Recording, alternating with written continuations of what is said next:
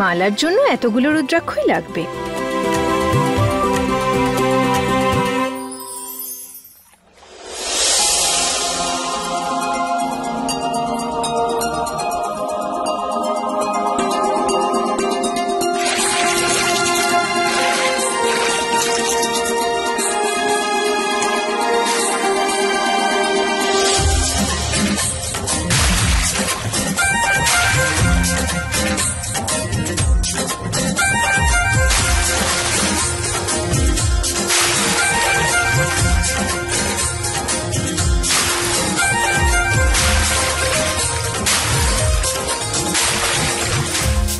বিবর্ত,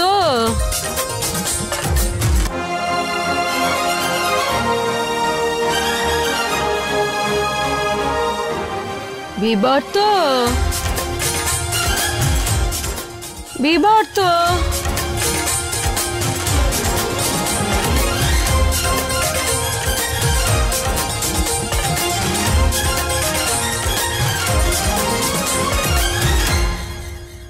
তুমি একটা ছোট দুষ্টু বালককে দেখেছো? আমি ওর ঠাকুরমা।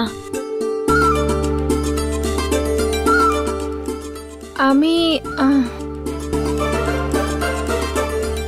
তাহলে এখন তুমি দুষ্টুমি করে অন্য কেউ মিথ্যে বলতে প্রভাবিত করছো? এদিকে এসো।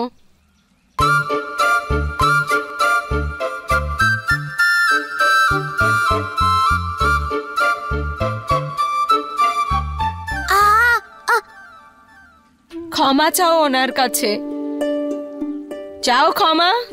কিন্তু আমি তো ওনাকে একটা শব্দও বলিনি। জিজ্ঞেস করো ওনাকে। আমি কি আপনাকে মিথ্যে কথা শিখিয়েছি?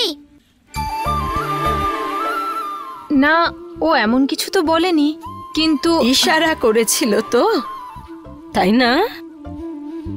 ও আমার সাথেও সব সময় এমনই করে। চলো এখন গৃহে চলো, সূর্যাস্ত হচ্ছে। না, আমি আরো খেলবো। তুমি তো আমার সাথে কখনো খেলো না। উনি খেলছিলেন আর তুমি এসে খেলাটাই নষ্ট করে দিলে।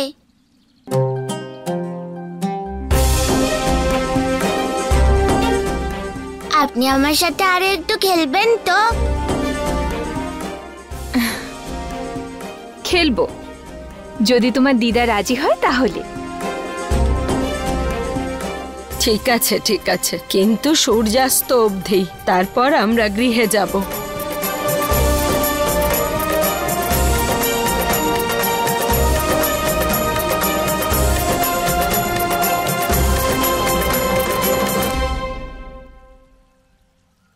প্রভু, প্রভু আমাকে বলুন না পরীক্ষাতে কি হবে? এই পরীক্ষায় আমি দেখতে চাই পার্বতী মোহমায়া থেকে নিজেকে বিরত রাখতে পারে অথবা না। আর এই নিরাসক্তি দেখার জন্য আগে আমি তার আসক্তি এবং মোহকে দেখতে চাই। এই বালক বিবর দেবী লক্ষ্মীর মায়া, সে মোহের প্রতীক। আর এবার সে পার্বতীকে বলবে প্রেমের মায়া কি হয়।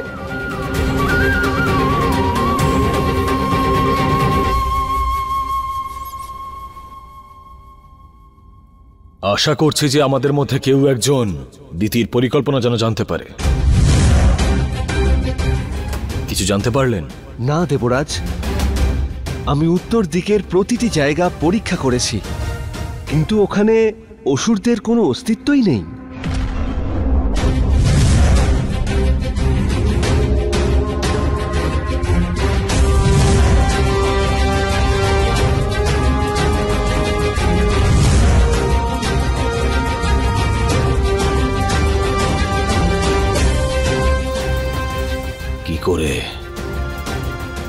এটা কি করে সম্ভব যে আপনাদের মধ্যে কেউই দিতির পরিকল্পনা জানতে পারলেন না? সে যা কিছুই করুক না কেন, পাতাল লোকে সে নিশ্চয়ই একান্তে নেই। অবশ্যই তার সম্পর্ক স্বর্গলোক বা পৃথিবী লোকের সঙ্গে হবে।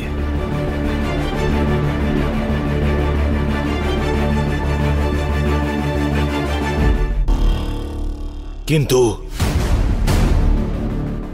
অগ্নিদেব কোথায়? আমরা সবাই পরিকল্পনা জানার পরে এখানে ফেরত বৈকুণ্ঠে আসার কথা, কিন্তু অগ্নিদেব এখনো ফেরেননি। আপনি চিন্তা করবেন না ইন্দ্রদেব, পৃথিবীলোকে এই কৃষকদের জমিতে আগুন লেগে গেছে।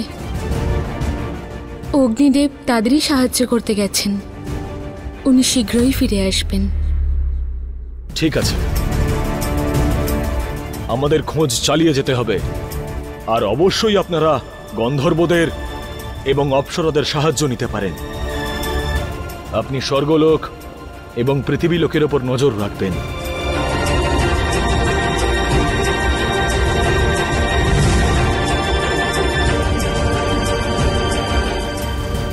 অগ্নিদেবকে নিয়ে বারবার আমার মনে সংশয় উৎপন্ন কেন করছে?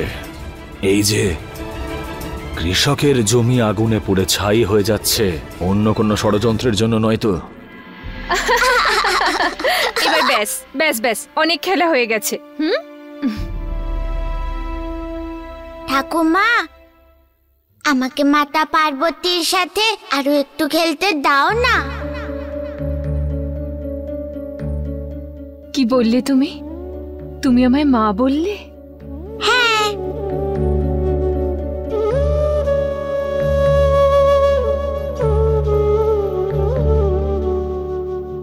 আমি দেবী রথী আমার স্বামী কামদেবের মৃতদেহের ভস্যকে সাক্ষী মেনে দেবী পার্বতীকে আমি এই অভিশাপ দিচ্ছি, যেই মাতৃত্বের সুখ থেকে আমাকে বঞ্চিত করেছেন, সেই বঞ্চনার শিকার উনিও হবেন, যে সে নিজের গর্ভ থেকে কখনো কোনোদিন কোনো সন্তানকে জন্ম দিতে পারবে না।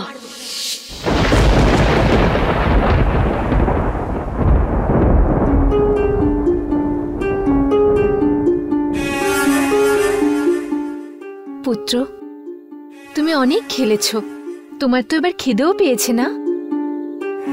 আর তুমি তোমার দিদার হাতে বানানো সুস্বাদু খাবারও কি খাবে না? যাও, তুমি তোমার দিদার কাছে যাও। হ্যাঁ, খিদে তো পেয়েছে, কিন্তু আমি কি আপনার সাথে খেতে পারি না? ভোজন সেরে আমরা আরো একটু খেলতে পারবো। না পুত্র, আমি আর থাকতে পারবো না।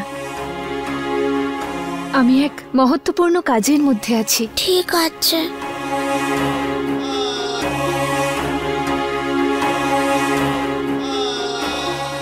পুত্র, ঠিক আছে, আমি অপেক্ষা করছি। কিন্তু হ্যাঁ, যদি তুমি আমার হাতে ভোজন করো তাহলেই আমি থাকবো। ঠিক আছে। ওকে ভোজন করানোর জন্য আমি প্রতিদিন ওর পিছনে দৌড়ই, কিন্তু আজ তোমার কথা শুনে কেমন এক কথায় ও রাজি হয়ে গেল। জানি না এ কেমন বিশেষ বন্ধন তোমাদের দুজনের। চলুন, আমি আপনাকে আমার গৃহ দেখাবো। আরে দাঁড়াও তো, আরে চলুন না।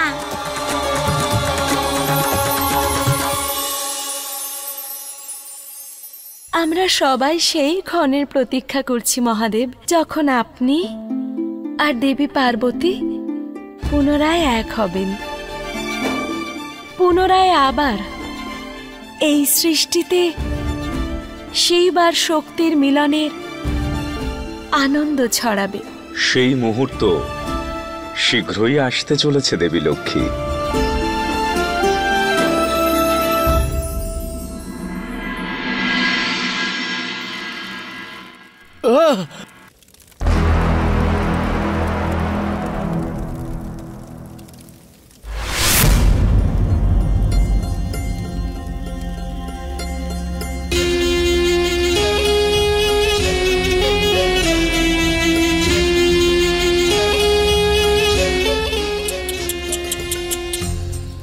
তোমার একই দুর্দশা হয়েছে অগ্নিদেব? তুমি এই কষ্ট বেশি করে অনুভব করছো, কারণ তুমি এখানে একলা। তুমি একদম চিন্তা করো না, আমি আছি তো। শীঘ্রই আমি বাকি পঞ্চভূত দেবতাদেরও নিয়ে আসব। সবকিছু আমার পরিকল্পনা অনুযায়ী হচ্ছে অগ্নিদেব। ইন্দ্রদেব তোমার এই ষড়যন্ত্রকে কোনোদিনও সফল হতে দেবেন না। আমার অনুপস্থিতিতে উনি এতক্ষণে সতর্ক হয়ে গেছেন।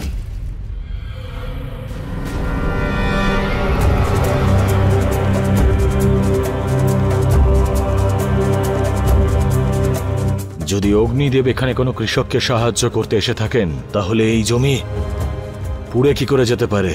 আর অগ্নিদেবী বা কেন এটাকে বিরত রাখতে পারলেন না?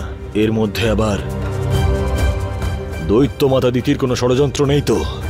আমি তো নিজেও সেটাই চাই, যাতে ইন্দ্রদেব তোমার কথা ভাবে, তোমায় খোঁজে। তখনই তো আমার পরিকল্পনা সফল হবে। এখন তুমি বিশ্রাম করো, কারণ শীঘ্রই অন্য পঞ্চভূত দেবতারাও এখানে চলে আসবে।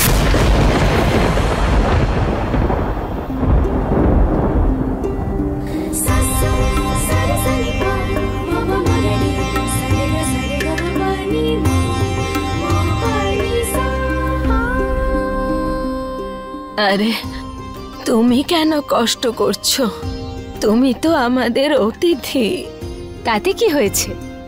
আমার ভালোই লাগছে। আর দেখুন না, বিবর্থ কেমন খুশিতে আছে।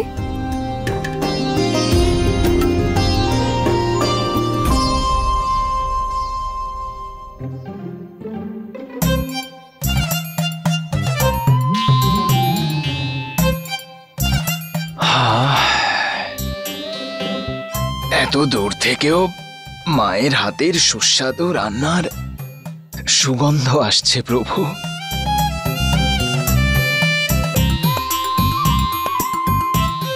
নন্দী, হ্যাঁ প্রভু। কিছু খেয়ে নাও।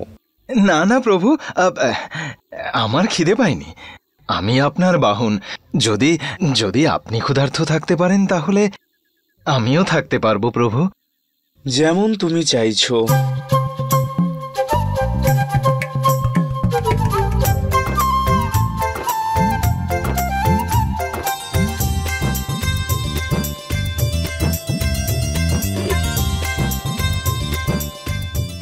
নন্দী, হ্যাঁ প্রভু। আমার খিদে পেয়েছে। ব্যাস প্রভু, ব্যাস। আমি বুঝে গেছি, আপনাকে আর কিচ্ছু বলতে হবে না। আমি এক্ষুনি যাবো আর আসবো।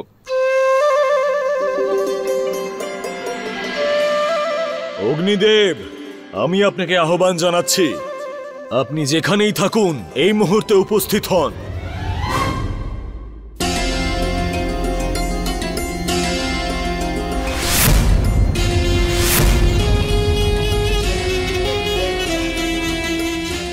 আমি জানতাম যে অগ্নিদেবের খোঁজ করতে গিয়ে এখানে তুমি অবশ্যই আসবে।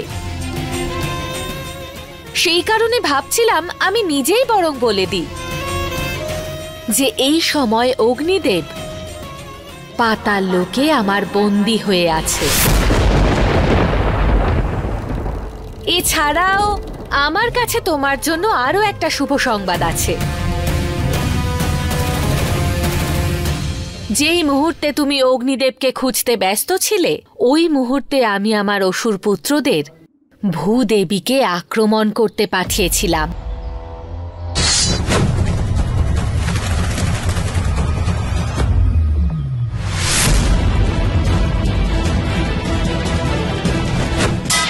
আমি জানতাম যে সব পঞ্চভূত দেবতারা ভূদেবীকে বিপদের মধ্যে দেখে তাকে সাহায্য করতে অবশ্যই আসবে, আর সেটাই হলো।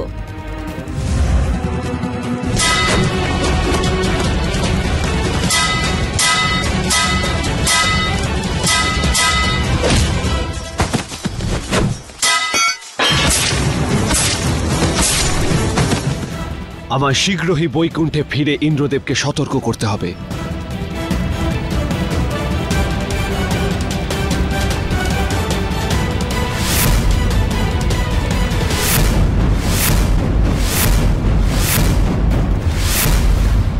এখন তো তুমি বুঝতেই পারছো যে আমি ভূদেবীকে নিজের উদ্দেশ্যে ব্যবহার করেছি, যাতে তারকাসুর অগ্নিদেবের মতো এই সব পঞ্চভূত দেবতাদেরও নিজের বন্দী করে নেয়। আর এতক্ষণে হয়তো পাতাল লোকে পৌঁছেও গেছে।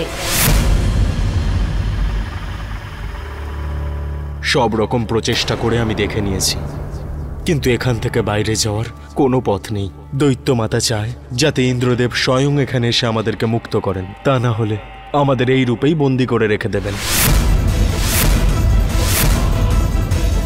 ও আমাদের সকলের শক্তি আর কামদেবের অস্থিকে একত্রিত করে এক নতুন অসুরের সৃষ্টি করতে চায়। দিতি, পঞ্চদেব মহাভূতকে তোমায় মুক্ত করতেই হবে। যদি ত্রিদেব এর ব্যাপারে জানতে পারেন,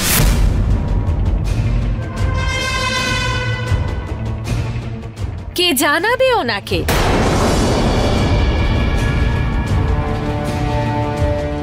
তুমি জানাবে?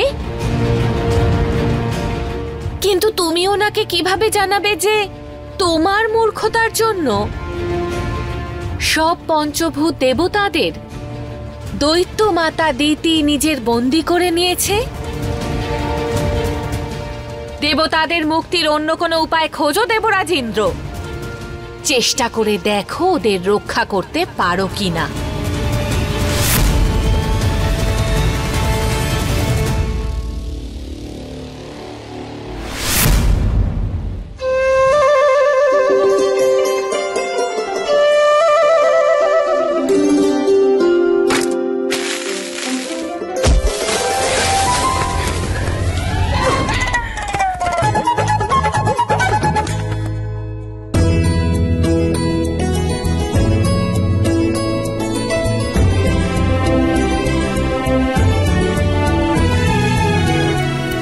প্রভু,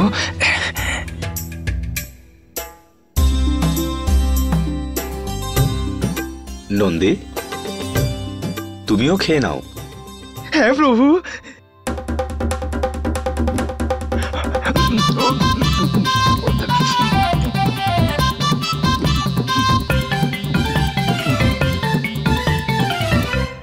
তুমি এত ক্ষুধার্ত ছিলে, তবু প্রভুর সামনে একবারও তা বলনি নন্দী। এত ফলও নিয়ে এলে, কিন্তু যতক্ষণ আমি কিছু খেলাম না, তুমি একটি ফলও স্পর্শ করনি। নন্দীর মতো আজ্ঞাকারী বাহন পেয়ে আমি সত্যিই ধন্য দেবী। আপনার এই আশীর্বাদের জন্য ধন্যবাদ।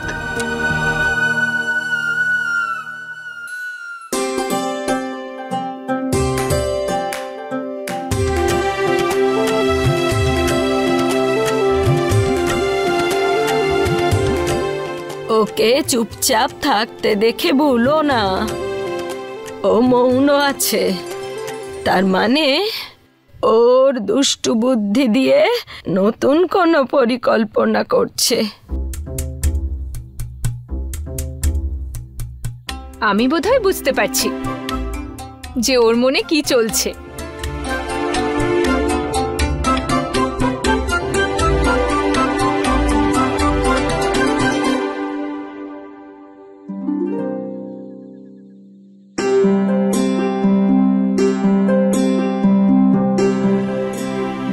আজ থেকে এই মালা তোমার হলো। এই মালাতে আমার থেকেও তোমাকে সুন্দর লাগছে। ঠাকুমা, মাতা পার্বতীকে কিছু না বলা সত্ত্বেও দেখছি বুঝে যায়।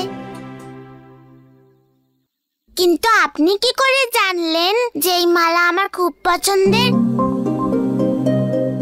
কারণ প্রেমের কোনো ভাষা হয় না।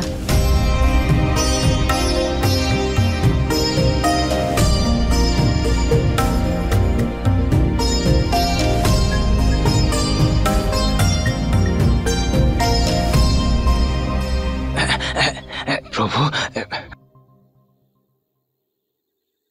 এরপর কি করব প্রভু? এবার আমরা অপেক্ষা করব নন্দী, কাল সূর্যোদয়ের জন্য। কারণ কালকের সূর্যোদয় অনেক গুরুত্বপূর্ণ হবে। কাল অন্তিম পরীক্ষার পূর্ণতার পর শিব আর শক্তি পুনরায় এক হয়ে যাবে।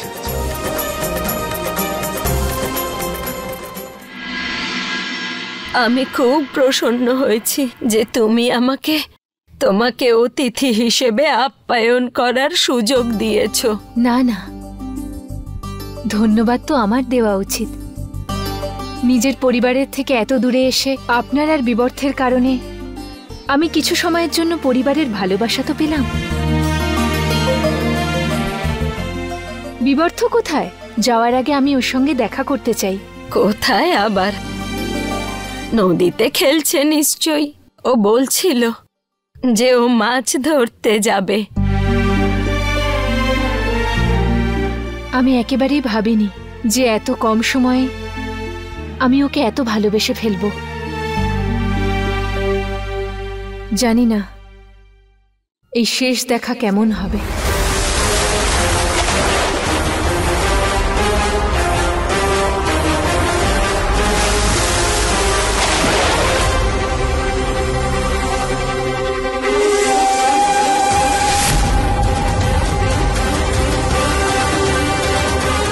বিবর্ত, নদী থেকে উঠে এসো পুত্র, জলে থাকা ঠিক হবে না, উঠে এসো।